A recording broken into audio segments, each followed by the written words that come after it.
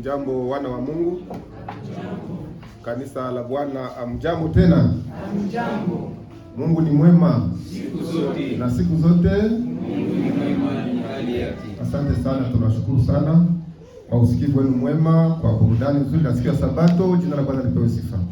Leo ni siku ya furaha. Leo ni siku ya kusahau mambo mengine yote ambayo yametusumbua katika juma lote. Ndio maana Mungu ameona ya kwamba kazi ni nyingi, akatuwekea siku ya Sabato, siku ya pumziko, repo. Haiko vile? Sasa siku ya pumziko ni siku ya kufurahi. Haiko siku tena ya kukasirika, kwa sababu tunamaliza siku nyingi tukifanya kazi, tunachoka, tunasumbuliwa. Lakini leo ni siku ya kustarehe kabisa mbele za Mungu. Kila mtu apatie mwenzake mkono, mwambie Sabato njema. Sabato njema. Sabato njema. Okay, tabasamu. Asante. Unajua kama haukumgusa mwenzako ambaye alikuwa anasinzia, mwambie Sabato njema. Wewe tutaacha anaendelea kusinzia, hata sikia hata jua mahala ambapo tunafika. Mbarikiwe sana na Bwana. Leo ni siku kuu duniani kote ambako kanisa la Adventista ulimwenguni tunaanza kipindi cha juma la maombi, au mkifaransa wanasema ni une semaine de réveil sur l'économie, ukaguzi kwa ajili ya nini? Ya uwakili. Na hiyo ukaguzi nilisoma nikakutana ni ukaguzi mkubwa sana. Kitabu ambacho tunajifunza juma hili, yule ambaye ameandaliwa kwa kutufundisha atatufundia kitabu ambacho kimetungwa na waongozi wengi sana kutoka division yetu. Humu mna ujumbe. Kabla ya kujifunza fundisho la kwanza, kuna ujumbe wa mwongozi wa division yetu, yaani Pastor Brasius Luguri. Anatia ujumbe kwa washiriki. Treasurer wa division naye anatia ndani ujumbe kwa washiriki. Kisha mwongozi wa idara ya uwakili ku division naye ametia salamu zake kwa nini? Kwa washiriki wote. Kisha sasa fundisho inaendelea. Na hii fundisho inalenga nini? Ni ya kutayarisha namna tutajikamata katika uwakili wa Kikristo katika kipindi cha miaka 5. Yaani hii fundisho ni introduction ya miaka ngapi? 5. Hii ndio fundisho la kwanza la uwakili ambalo tunapewa baada ya kenkena. Sivyo kama washiriki mnaiwa kenkena ambayo tunamaliza depuis 2022. Tukamata 22 sababu kenkena ya kwanza sababu ya COVID-19 ilikuwa chronologie katika 2022, ndipo president wa General Conference akateuliwa tena, akapewa manda ngapi? Ilikuwa ni ya pili, si vile? Sasa tangia ile wakati sasa akaendelea mpaka 2025 anagombana na mwingine. Hii manda ilikuwa fupi sana sababu ile ya katikati ilikuwa chronologie, si vile? Sasa hii ya leo tunaanza vizuri sana vile mritime ya mbele. Tunaanza na 2025 2030. Hii kenkena katika uwakili, hii fundisho iko introduction. Yaani ni utangulizi wa kuandaa mioyo ya washiriki kwa ajili ya kazi ya Bwana. Mnao miaka ngapi? 5 yote. Ndio maana wanaume walikala kukosa katika hii juma la maombi. Yaani utashindwa katika miaka 5 yote. Je, mnanifuata vizuri? Mtu ambaye hata sikia vizuri, hata endana na wengine katika kujifunza hii fundisho katika juma hili lote, utakuwa umebakia katika mambo ya nini? Ya uwakili wa Kikristo katika miaka 5. Utakuwa na retard ya 5. Unasikia vizuri? Ndio maana mada hii inatuambia hivi. Mada kitabu hiki inatuambia mafundisho ya juma la uwakili kuhusu uwakili wa Kikristo. Mada kuu inasema shimika katika Biblia, lenga kwenye utume. Je, mwishawahi kusikia neno hili? Tunashatuambia hii neno. Ndio. Hii ndio siroga ambayo ni ya hii miaka 5 yote. Mimi nasikia mzee wa kanisa anasema mlifanya. Simama uniseme. Kifaransa watu wasikie, inawezekana hawasikia vizuri. Inasema ancré dans la Bible. Ancré dans la Bible. Focalisé dans la mission. Ni maneno mangapi? Mawili. Katika miaka hii 5, kila idara yote, haiko tu wakili tu. kila mshiriki tutaleta vitu hivi viwili. Tutakuwa ancré dans la Bible. Kiswahili wanasema kushimikwa katika Biblia. Haleluya. Amen. Na waza wengi kwenye mitandao mlishaona tushapublie programu ya kusoma Biblia kila mtu binafsi kwa mwaka. Wengine wanafika katikati, wanaisha fika Kutoka.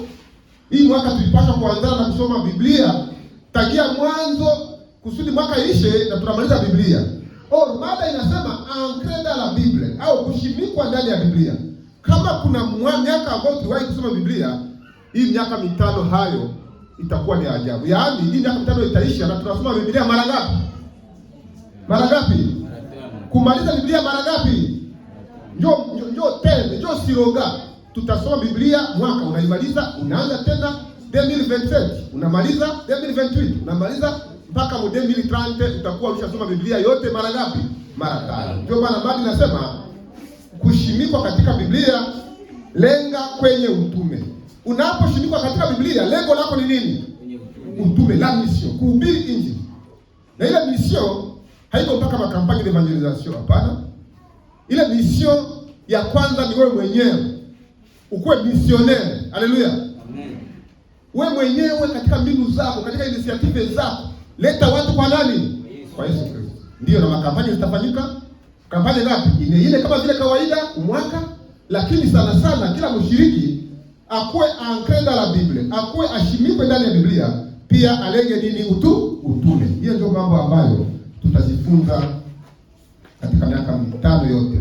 Sasa kunafuata ujumbe kutoka kwa kiongozi mkuu wa division ya Afrika Mashariki ya Kati, yaani Pastor Brasius Ruguri, ambaye leo ni mtu wa kwanza ambaye anataka piga manda 4 kwenye uongozi wa division. Sijui kama kuna mwingine hata kudunia ambaye alipewa madaraka ya kuongoza manda ya kwanza senka, ya pili senka, ya tatu senka au senta sivile, kisha ingine ya 5 ambayo amepewa. Akifika 2030 atakuwa ameongoza miaka 12 division yetu ya Afrika ya Mashariki na Kati. Sasa ikiwa mtu anaongoza anarudishwa. Mnawaza nini? Nyamena. Mnawaza nini? Nyamena. Sikuwa kwa mtu mwenyewe anakiaka hata mwaka. Unamtosha mwaka katikati. Ni mubaraka au ni bala? Mubaraka. Kutosha mwaka katikati ni bala. Sasa unapoongezewa manda nyingine na nyingine tena vizuri sana, hivi kusema ni kukupendelea au ni nini? Wanaona kama ni wewe tu ndio unastahili. Hiyo inaonyesha kwamba ni mtu ambaye anaongozwa na Roho wa Mungu. Hata kama kuna wengine ambao wanaweza penda sababu ya kuhitaji madaraka, lakini ni Mungu ambaye ndio amesema vile. Ametoa ujumbe, sasa usoma wote. Niko nasoma tu introduction. Mambo ni mengi, mko na vitabu kwenye mitandao mtasoma nyinyi wenyewe. Yeye anasema hivi: wapendwa marafiki, washiriki, waongozi wa kanisa kote katika division ya Afrika Mashariki na Kati, salamu katika jina tukufu la Bwana wetu Yesu Kristo. Je, mnazipokea? Ndio. Wanaozipokea? Ndio. Mbarikiwe sana. Anaendelea kusema sasa, ni furaha na upendeleo mkubwa kwa kushiriki nanyi ujumbe kuu wa baraka na kutiana moyo tunapoanza kipindi hiki kipya cha miaka mitano au kenkeniu. Kauli mbiu moja inapaswa kutawala mawazo yetu katika miaka hii mitano. Kuna kauli moja ambayo inatutawala sisi wote dunia katika miaka ngapi? 5. Anaangalia karakteri, anasema shimikwa katika Biblia, lenga kwenye utume. Nyinyi wote mtarudia. Shimikwa katika Biblia, shimikwa katika Biblia, lenga kwenye utume. Lenga kwenye utume. Yaani hili ingekuwa ndio habari yetu. Habari gani tunazo? Shimikwa katika Biblia, lenga kwenye utume. Habari gani tunazo? Shimikwa kwenye Biblia, lenga kwenye utume. Kanisa la Nguba, shimikwa kwenye Biblia, lenga kwenye utume. Kwa yale missionnaire, shimikwa kwenye Biblia, lenga kwenye utume. Kwa nitakwenda, shimika kwenye Biblia, lenga kwenye utume. Yaani ile ndio siroga ambayo tunapaswa kuwa nayo, na ndio yenyewe nawakumbusha na tukumbuke sisi washiriki kama ile ndio itakuwa teme yetu ya miaka mitano. Hii ni kwa sababu utume unaelezea asili ya kuwepo kwetu kama watu wa Mungu. Utume au misio au kuhubiri Injili, hiyo ndio inaonyesha kama tuko pale kwa ajili ya kuhubiri ujumbe, sababu tuko watu wa Mungu. Na bado haiwezekani kujihusisha katika utume wake bila msingi imara na dhibiti katika neno lake. Hauwezi kusema utaenda kuhubiri ujumbe utie Biblia pembeni. Itawezekana? Jifunza Biblia, jifunza tena, ndio utapata cha kusema unapoenda katika utume wa kueneza ile kazi ambayo tumeachiwa ya kuhubiri ulimwengu mzima, ndipo Yesu apate kurudi. Hatuwezi kuhubiri bila pesa, hatuwezi kuhubiri bila kujua maneno ya Mungu ambayo tutasema. Ndio maana tunaanza na juma ile maombi la ukaguzi juu ya wakili, sababu utaenda kuhubiri, hautaacha pesa zako, hautaacha neno la Mungu, hautaacha chochote kile. Anaendelea kusema, ni kwa sababu hiyo juma la msingi la uwakili wa Kikristo la kipindi hiki linaanza hasa na tima hii ya kusema shimikwa katika Biblia, lenga kwenye nini? Kwenye utume. Kuna mwingine ambaye wapatia ujumbe ni katibu wake au secretary executive wa division. Makamu wake anasema nini? Ujumbe kutoka kwa mhazini? Hapana, haiko makamu wake. Au contraire ni trésorier wake, mhazini wa division ya Afrika Mashariki na Kati. Yeye anasema hivi: wapendwa washiriki na viongozi, na wasalimu katika jina la Bwana wetu Yesu Kristo. Mnasema namna gani? Amen. Amen. Tunapoingia katika mwaka wa 2026, ni muhimu kuongeza juhudi zetu katika kukuza uwakili wa Kikristo katika ngazi zote za kanisa. Haleluya. Tuongeze juhudi katika ekonoma, katika utoaji, katika nyanja zote za kazi ya kanisa. Iwe ni kujenga kanisa, iwe ni kuuza maparcel, iwe ni kuhubiri, iwe ni zaka na sadaka. Tuongeze tena moto mpya, kwa sababu tunaanza kentena nyingine ya mpya. Ndio vile anatuambia sisi waumini. Juma la umamsho la uwakili wa Kikristo ni moja ya maneno yetu makuu ya kutilia mkazo. Hii juma ni ya kutilia nini? Hii juma la maombi ni la kutilia nini? Kutia mkazo. Kwa juma la maombi hakuna kitu kingine, haiombe vitu vingi. Wewe tu ni zile saa ambazo mzee wa kanisa tuambia sasa tutakuwa tunaanza saa ngapi, tumaliza saa ngapi. Unakuja hapa unajifunza kisha unaenda mambo ya unaomba, kisha unaenda mambo yako, utakumetia mkazo. Na yale ambayo utafunzwa wewe utie katika matendo. Basi ndio ile anasema hapa. Tunatamani kuwasilisha uwakili kama mtindo wa maisha. Uwakili tunapenda uwe mtindo wa nini? Wa maisha unaozama katika utoaji. Tuzame katika utoaji.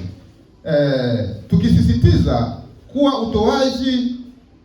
kuwa watoaji waaminifu ni kielelezo cha uhusiano wetu na Mungu. Yaani kusudi uoneshe kama una uhusiano mzuri na Mungu, itaonekana katika utoaji wako kulingana na kile ambacho Mungu akupatia. Kama ni kidogo au kama ni mingi, itaonekana kama unashikamana na Mungu wako katika utoaji wako. Hapa chini kuna maelezo ya wazi na mafupi ya maana halisi ya uwakili wa Kikristo katika kanisa la Waadventista wa Sabato, yaliyowasilishwa nukta kwa nukta ili kurahisisha uelewa na utendaji. Yeye ameorodhesha vitu 7 ambavyo tutalenga katika miaka 5. Kitu cha kwanza ni uwakili wa Kikristo si siasa wala itikadi. Haiko siasa au nini? Itikadi. Wengine wanawazaka seme pastor iko pale sawa vile mtu wa parti politika ambaye anakomolesha mapesa kusudi ajetu mfuko wake. Eske ndio vile? Sio vile wengi wanawazaka. Sasa wale pastor yetu wanahubiri tu mazamba ya sadaka. Wanasema kwamba hata Yesu alipokuwa hapa duniani sadaka zilikuwa zinatolewa na NDCM ilikuwa inafanya nini? Inatolewa. Na hata mbele Yesu azaliwe hapa, hiyo ilikuwa sababu hiyo ndio kitu Mungu ameweka pale kwa ajili ya maendeleo ya kazi yake. Hiyo ndio kesi, ndio mfuko wa maendeleo ya kazi ya Mungu. Sasa hiyo tutajifunza katika vipindi hivi. Jambo la pili anasema uwakili wa Kikristo ni ukweli wa kisiolojia. Wanaposema ukweli wa kiteolojia, kiteolojia ni kusema ina msingi ya nini? Ya kibiblia. Kuna mavesi tangu mwanzo hadi mwisho ambayo yanasema juu ya uwakili wa nini? Wa Kikristo. Kumbe ikiwa ni Biblia, unaposema wakili unasema juu ya Biblia, Hebu tufuate hayo mambo, na miongoni mwa yale ambayo yanataja ni Zaburi 14 mstari wa kwanza, ambayo inasema dunia na vyote vijazavyo ni mali ya nani? Bwana. Na dunia na wote wanaokaa ndani yake ni mali ya Bwana. Na Walawi 27 mstari wa 13, Waisraeli wanaambiwa waseme 1/10 ya mazao yenu na ng'ombe zenu na mbuzi zenu na kila kitu chochote ni takatifu kwa nani? Bwana. Yaani uwakili wa Kikristo ni ukweli wa kithiolojia au wa kibiblia. Jambo la tatu, uwakili wa Kikristo unahusu uhusiano, si mapato. Tunaposema uwakili wa Kikristo, hatuseme mapato, sababu mtu anaweza kuwa mwaminifu kwa Mungu na japo anatoaka samfra, Mungu anamkubali kushindia yule mwenyewe analeta ya mingi, sababu haipane kwa uaminifu. Mkumbuke yule mwanamke mjane, si vile? Je, alishukuriwa kwa sababu alikuwa ametoa mingi? Yesu amesema hata kama mmetoa mengi, lakini mwanamke huyu mjane tena maskini amewashindia, kwa sababu yeye kwa maskini wake alitoa hata kila ambacho alikuwa anategemea. Sasa hii katika mada hii inaonyesha kwamba kusudi uwe mwakili mzuri haiko mpaka mali nyingi. Biblia inaendelea kusema kwamba anayekuwa mwaminifu katika mambo madogo madogo ndiye ambaye anastahili kuwa hata mwaminifu katika mambo makubwa makubwa. Haiko vile? Usiseme eti nitakuwa mwakili mzuri wakati na mimi nitakuwa na mali sawa ya fulani. Hapana. Samahani. Kwa kiwango chako, mahali ambapo unafika na mali yako na jinsi ulivyo, unaweza kuwa mwakili mzuri ambaye anasifiwa na Mungu kuliko hata wengine wote duniani. Jambo lingine, uwakili wa Kikristo ni mtindo wa maisha, si tukio. Uwakili wa Kikristo ni mtindo wa nini? Wa maisha. Yafaa tuifanye iwe mtindo, iwe prinsipe ya maisha yako. Isiwe sawa vile ni anguko. Jua anasema tu kama wananyamaza unaacha. Kuna watu wengine ambao wako vile. Wakati wa chunguchungu tunapanda sana, sababu walei na mapasta wanasimama, watu kabisa wanatoa, wanakutana fili na panda. Lakini acha sasa tunyamaze. Wale watu haiko mtindo kwao. Watu ambao ni mtindo inakuwa ndani ya damu. Hata kumbushwa, hata kama wazee wa kanisa wamalize miaka 5 wasiseme juu ya zaka na sadaka, zaka zitatolewa. Haleluya. Zitatolewa kwa wanani? Kwa wale ambao utoaji ni mtindo. Kuna wengine ambao ni tukio. Kinakuja tu kwa ghafla, iko sasa vile wanasema hebu tia hapa mchango, na unachanga. Wanaponyamaza na unanyamaza.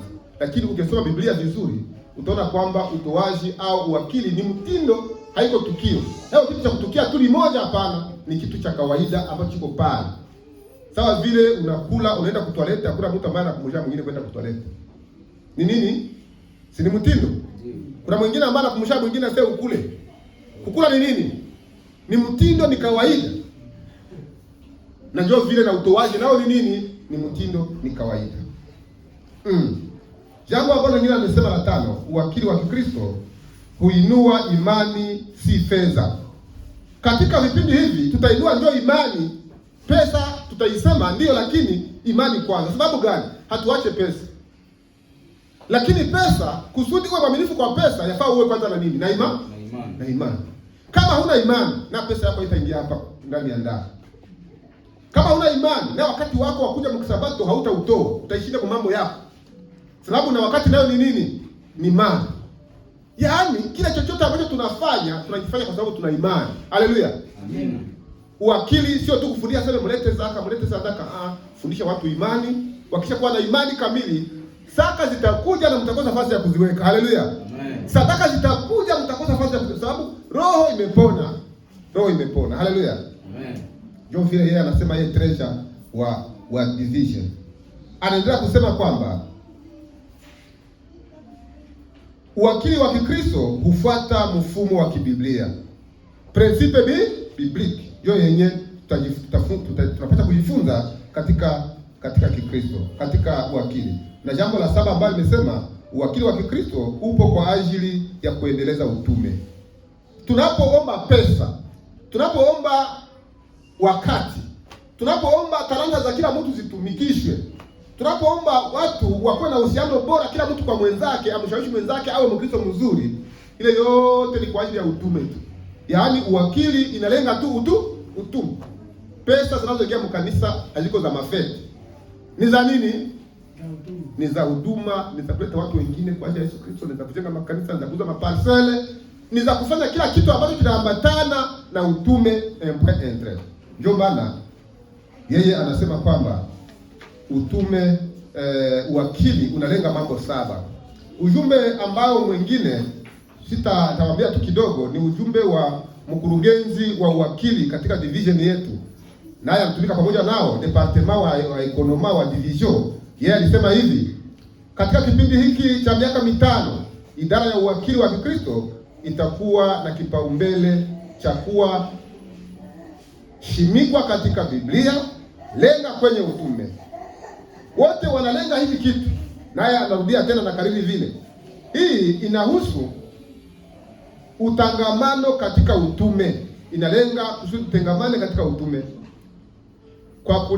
kwa kulingana na vipaumbele vya kimkakati vya Conference Generale ilitia vipaumbele vya mikakati kusudi uwakili usonge mbele, ambavyo ni vipafatavyo. Ya kwanza, ushirika na Mungu. Yeye anapenda kila mtu akuwe na ushirikiano mzuri na nani? Na Mungu wake. Ya pili, utambulisho ndani ya Kristo. Tutambulishwe kama tuko ndani ya nani? Ya Kristo. Mtu anataka kuona aone kama huyu yuko ndani ya Kristo na Kristo yuko ndani yake. Jambo la tatu anasema umoja kupitia Roho Mtakatifu. Tutafute umoja kupitia Roho Mtakatifu. Sawa vile tunajifunza katika fundisho la shule ya nini? Ya Sabato, Paulo anapofundisha wa Filipi na wa Kolosai. Anasema juu ya umoja. Hatuwezi fanya kazi yoyote, hata maliza utume kama hatuna umoja.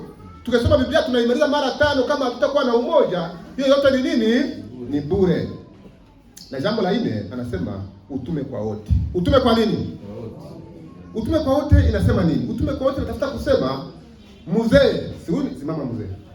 Nawaza hapa mwenye kanisa kwa tuko kama sijidanganye, hakuna mwenyewe kwa miaka yake. Si vile? Yeye na mama, si vile?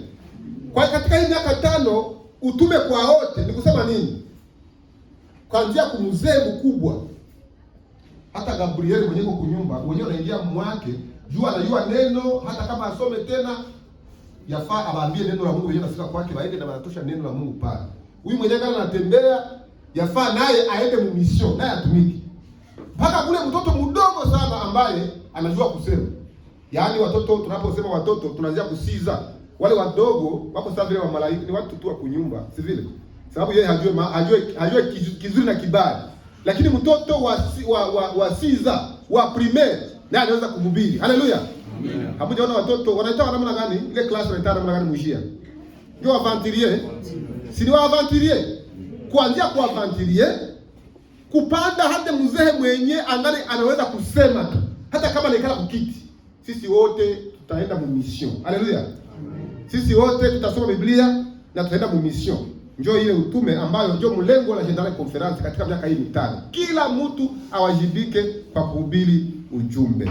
Ikala mzee, ikala.